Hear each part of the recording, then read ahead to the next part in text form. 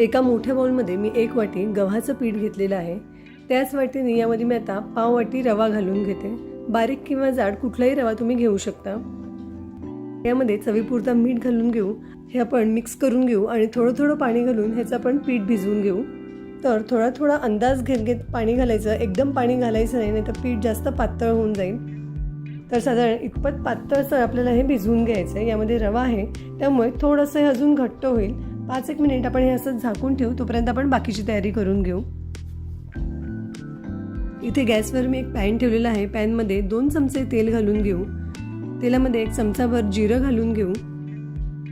जिरं छान फुललं की यामध्ये आपण 1 चमचाभर उडदाची डाळ घालून घेऊ आणि 1 चमचाभर चण्याची डाळ घालून घेऊ। 1 मिनिट म्हणजे थोडासा डाळींचा रंग बदलेपर्यंत हे परतून घेऊ, म्हणजे डाळी मस्त कुरकुरीत होतात। आता यामध्ये 2 बारीक चिरलेल्या मिरच्या घालून घेऊ। थोडी कढीपत्त्याची पानं बारीक चिरून घेतली आहेत ती घालून घेते। अशी मस्त खमंग फोडणी तयार झाली की यामध्ये आपण आता 1 बारीक चिरलेला कांदा घालून घेऊया। कांद्याचा थोडासा रंग बदलेपर्यंत आणि कांदा थोडासा मऊसर होईपर्यंत परतून घेऊया। 1-2 मिनिट परतल्यावर कांदा थोडा मऊ झालेला आहे। आता यामध्ये 1 बारीक चिरलेला टोमॅटो घालून घेते। टोमॅटो थोडासा मऊसर होईपर्यंत शिजवून घेऊया। यामध्ये माझी हळद घालायची राहून गेली होती, ती मी घालून घेते आणि हे आपण व्यवस्थित परतून घेऊ।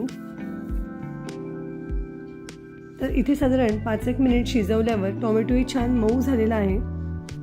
आता आपण जे गव्हाच्या पिठाचं बॅटर केलं आहे ते ठेवून 10 मिनिट झालेले आहेत। त्यामध्ये आपण हे घालून घेऊ। 1 वाटीभर बारीक चिरलेली कोथिंबीर घालून घेऊ। अगदी व्यवस्थित मिक्स करून घेऊ। तर इथे आपलं अगदी परफेक्ट पीठ तयार झालेलं आहे। तुम्ही चॅनलवर नवीन असाल आणि अजून सबस्क्राईब केलं नसेल तर जरूर सबस्क्राईब करा, बेल आयकॉन क्लिक करा, म्हणजे मी कुठले नवीन व्हिडिओ टाकले की तुम्हाला लगेच कळतील। व्हिडिओ आवडला तर जरूर लाईक करा आणि आपल्या मित्रमैत्रिणींसोबत नक्की शेअर करा। इथे गॅसवर मी एक तवा ठेवला आहे। तव्यावर 1 चमचाभर तेल घालून घेते। तेल व्यवस्थित पसरवून घेऊ। आपण केलेल्या पिठापैकी डावभर पीठ तव्यावर घालून घेऊ। थोडंसं हलक्या हाताने पसरवून घेऊ। 1 चमचाभर तेल बाजूने घालून घेते आणि यावर झाकण ठेवून गॅसची फ्लेम लो टू मीडियम ठेवून एका बाजूने छान गुलाबीसर रंग येईपर्यंत हे भाजून घेऊया। तर इथे साधारण 2-1 मिनिट झालेले आहेत। वरच्या बाजूने छान कोरडं झालेलं दिसतंय। आपण आता उलटवून बघू हे खालच्या बाजूने व्यवस्थित झालंय का। येस, मस्त झालंय, मस्त कुरकुरीत झालेलं दिसतंय। दुसऱ्याही बाजूने असं लालसर होईपर्यंत भाजून घेऊया। आता गॅसची फ्लेम थोडी मोठी करू शकतो।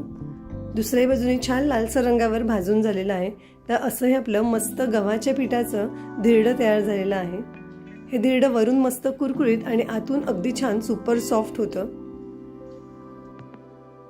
गव्हाचं पीठ रवा सगळ्यांच्या घरी अगदी नेहमीच असतो, त्यामुळे पटकन नाश्ता करायला अगदी मस्त ऑप्शन आहे। लहान मुलांना डब्यात द्यायलाही अगदी छान ऑप्शन आहे।